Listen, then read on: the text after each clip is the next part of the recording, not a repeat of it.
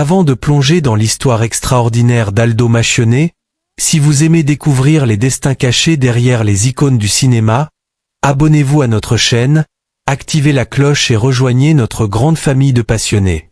Chaque semaine, nous vous proposons des récits inédits, riches en émotions et en surprises, alors pensez à liker et partager, votre soutien est notre plus belle récompense. Aldo Machionnet, l'homme qui a transformé le rire en légende. Dans le vaste univers du cinéma européen, rares sont les artistes qui parviennent à graver leur nom dans la mémoire collective avec autant de force et de tendresse qu'Aldo Machionnet. Plus qu'un simple acteur comique, il incarne une époque, une énergie et une forme d'humour qui transcendent les frontières et les générations.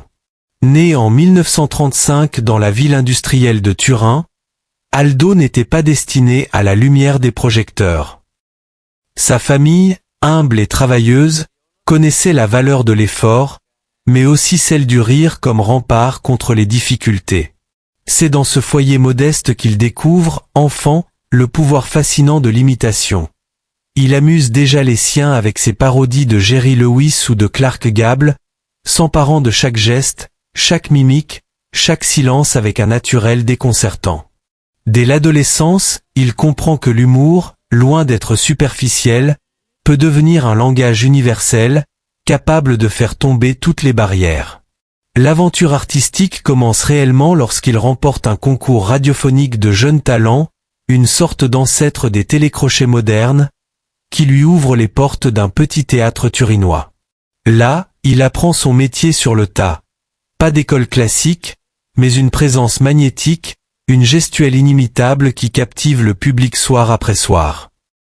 Sur ses planches, il affine ses numéros, teste sans relâche de nouveaux gags, comprend la puissance du silence, du décalage, du rythme. Son terrain de jeu devient aussi son laboratoire. Le destin bascule quand il rejoint la troupe déjantée des Brutas, un groupe mêlant chansons, burlesque et parodie, avec lequel il va conquérir les scènes italiennes et françaises. Ensemble, ils dynamitent les codes du spectacle vivant. Ils chantent, tombent, rient, se moquent d'eux-mêmes, improvisent des sketchs au beau milieu des chansons. Cette folie douce séduit instantanément une jeunesse en pleine révolution culturelle, avide d'humour subversif et de liberté d'expression. Mais c'est à Paris, sur la scène mythique de l'Olympia, qu'Aldo va inventer ce qui deviendra sa signature, la démarche Machionnet. Torse bombé, bassin exagérément balancé, sourire en coin, cette parodie hilarante de la virilité machiste fait fureur. Le public rit aux éclats, les écoliers l'imitent dans la cour, les émissions de variété la reprennent, et la presse lui attribue le surnom Aldo la classe, mi-ironie, mi-admiration. Il est devenu un phénomène. Le cinéma, inévitablement, s'intéresse à lui. Claude Lelouch, réalisateur visionnaire, repère chez lui un potentiel que peu d'autres osent explorer. Il lui confie d'abord des rôles secondaires, mais essentiels, qui révèlent une autre facette de son talent. Aldo n'est pas qu'un clown. Il sait être touchant, surprenant, voire profond, en une fraction de seconde. Sa participation à des films comme Le Voyou ou L'Aventure, c'est l'aventure aux côtés de Lino Ventura, Jacques Brel et Charles Denner, propulse sa notoriété au sommet. Mieux, il insuffle à ses œuvres une légèreté et une poésie burlesque unique, brouillant la frontière entre le rire pur et la réflexion sur l'absurdité de la condition humaine. À la charnière des années 70, Aldo Machionnet s'impose comme une figure majeure du cinéma comique européen. Sa force réside dans l'universalité de son humour, pas besoin de longs dialogues, ni d'effets spéciaux. Il suffit d'un regard, d'une posture, d'une chute, pour provoquer l'hilarité. Les films s'enchaînent, Je suis timide, mais je me soigne, C'est pas moi, c'est lui, où il partage la vedette avec Pierre Richard, rencontre un succès phénoménal. La chimie entre les deux acteurs, mélange d'anxiété nerveuse et de folie douce, donne naissance à des scènes devenues cultes, attirant des millions de spectateurs dans les salles obscures. Mais la consécration arrive avec Mai, où est donc passée la 7e compagnie, comédie militaire qui va marquer plusieurs générations de Français. Dans le rôle de Tassin, soldat farfelu, gaffeur mais irrésistible, Aldo offre une performance inoubliable. Sa fameuse réplique « Chef, j'ai glissé, chef » entre au panthéon des expressions populaires, reprises dans les bistrots, les écoles, et jusque dans les réunions de famille. À cet instant, il n'est plus seulement un acteur. Il devient une figure tutélaire de l'humour hexagonal. Cependant, l'envers du décor est moins idyllique.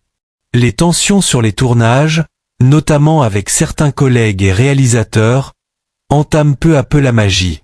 Aldo, artiste viscéralement libre, supporte mal les contraintes et les cadres rigides du cinéma industriel. Plusieurs fois, il claque la porte, s'isole, refuse de revenir malgré l'insistance des producteurs. Cette intransigeance, qui fait aussi sa force, finit par le marginaliser. Les critiques, autrefois dithyrambiques, deviennent plus sévères. Des rumeurs circulent sur son caractère, son ego, sa prétendue instabilité. Parallèlement, l'industrie change. Le public se lasse du burlesque traditionnel, aspire à plus de subtilité, de renouvellement.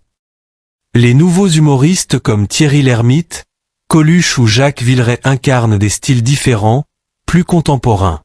Aldo, fidèle à son personnage, peine à se réinventer. Les années 80 le voient s'éloigner lentement des premiers rôles. Ses derniers films, malgré leur créativité, peinent à retrouver la fraîcheur d'antan. Sa tentative dans la comédie musicale Pizzaiolo et Mozzarella n'attire ni la critique ni le public. Peu à peu, il se retire. C'est alors une nouvelle page de vie qui s'ouvre. Marié depuis des décennies à Nathalie, sa complice de toujours, Aldo choisit de vivre loin des caméras, dans un village du sud de la France.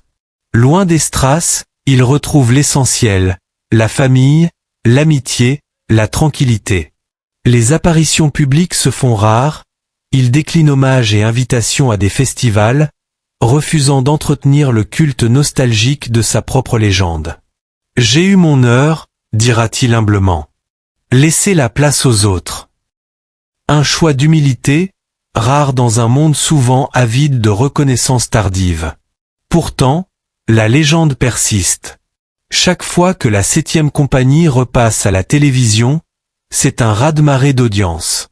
Les jeunes redécouvrent ses mimiques sur YouTube, les nostalgiques ressortent les DVD, les journalistes évoquent la tendresse et la folie douce d'un homme qui, sans jamais tricher, a fait rire la France entière. Même Albert Uderzo, dans Astérix, La Rose et le Glaive, lui rendra hommage en le caricaturant en soldat romain vaniteux, marchant à la Maxionnet. La boucle est bouclée. Dans la vie privée, malgré la maladie et l'âge, Aldo reste un farceur pour son entourage proche. Sa femme, qui l'a soutenu contre vent et marée, veille sur lui avec affection. Leur histoire d'amour, tissée de hauts et de bas, symbolise la fidélité et la résilience d'un couple soudé par l'épreuve et la passion. Quand il évoque ses souvenirs, Aldo ne verse ni dans l'amertume ni dans la nostalgie. Il contemple son parcours avec philosophie, accepte l'oubli et la relève. Ce sont désormais les nouvelles générations qui font vivre le rire, lui se contente d'avoir transmis le flambeau. Mais l'empreinte reste indélébile. Pour des millions de spectateurs, Aldo Machionnet demeure synonyme de bonheur, d'insouciance, de rire partagé.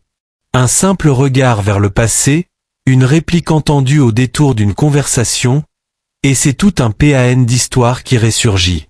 Car le véritable génie des grands comiques, c'est de savoir réveiller l'enfant qui sommeille en chacun de nous.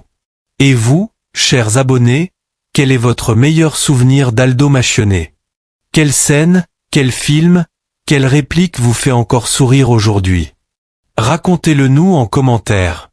Et pour ne rien manquer de nos prochains portraits et anecdotes sur les légendes du cinéma, abonnez-vous à notre chaîne, likez, partagez et rejoignez la communauté. Merci de nous suivre dans cette aventure, et à très bientôt pour de nouvelles découvertes.